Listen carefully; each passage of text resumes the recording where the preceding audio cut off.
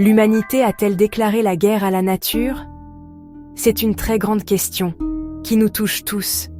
Nous partageons cette planète comme notre foyer. Nous vivons ensemble sur cette terre. La nature nous donne air, eau et nourriture. Elle nous permet de respirer, de boire et de nous nourrir. La nature est notre pourvoyeuse et notre protectrice. Alors parler de guerre, c'est demander si nous sapons les systèmes qui nous maintiennent en vie. Guerre suggère une agression délibérée. Mais l'arsenal ici, ce sont machines, routes, déchets et polluants. Construire, croître, approvisionner une population en expansion, sans malveillance souvent, mais avec des conséquences destructrices. La question centrale, l'intention ou l'impact? Changement climatique, perte d'espèces, océans pollués. Nous sommes engagés dans une lutte, besoin à court terme contre santé à long terme. Le défi, reconnaître ce conflit et entamer le travail nécessaire. Trouver une manière de vivre en harmonie avec la nature. Regardons de plus près nos armes majeures. Examinons une arme clé, la pollution, omniprésente et insidieuse. Usines et voitures emplissent l'air de fumée. Elles altèrent l'atmosphère, la rendant parfois nocive pour notre santé. Elles retombent en pluies acides, forêts abîmées, lacs empoisonnés. Nos rivières et océans deviennent des décharges. Effluents industriels, poissons morts, récifs blanchis. Un autre front, la déforestation. Forêts anciennes abattues. Terres défrichées pour l'agriculture et l'élevage. Monoculture qui simplifie et fragilise. Des habitats détruits, du sol exposé, vulnérable. Sans racines, la fertilité décline, l'érosion s'accélère. Montent alors les risques d'inondation et de glissement de terrain. Nos pratiques agricoles ressemblent à une attaque chimique. Pesticides et herbicides. Ils tuent sans distinction.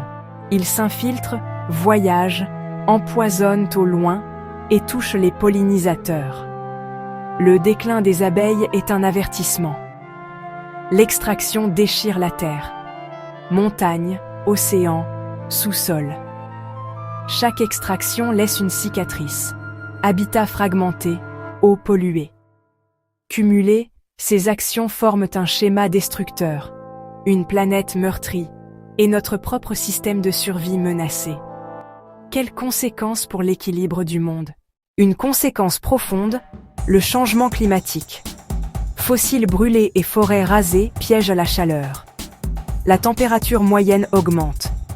Des événements plus extrêmes, ouragans, sécheresses, vagues de chaleur.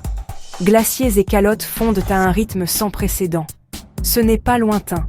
Cela se passe maintenant. La biodiversité décline. Des espèces disparaissent à jamais. Habitats détruits, milieux pollués, surexploitation. Dans la toile du vivant, briser un fil en fragilise cent autres. La guerre contre la nature atteint notre santé. Air, eau, aliments.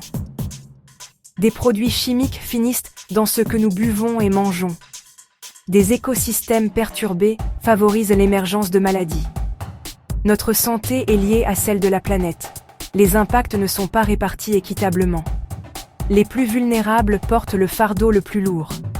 Ils dépendent directement d'un environnement sain. Endommager la planète, c'est nuire à ceux qui y ont le moins contribué. Un échec moral qui aggrave les inégalités. Alors, comment forger la paix? Un changement de stratégie est en cours. Certains disent « Non, nous suivons notre intérêt vital. Énergie, nourriture, matériaux, des besoins réels. » D'autres répondent « Oui, par manque de soins choquants. » Heureusement, des lois protègent déjà de vastes territoires. Partout, des citoyens restaurent des habitats. Les villes deviennent plus vivables et propres. Science et innovation accélèrent la transition. Produire autrement, réparer le vivant. Cessons de voir la nature comme stock infini.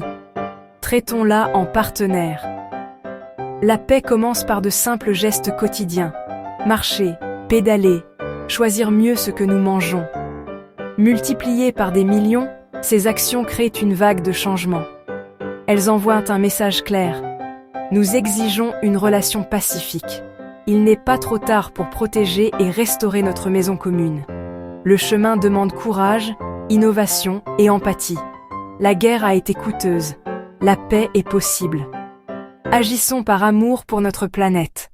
Soyons la génération qui a déclaré la paix avec la nature.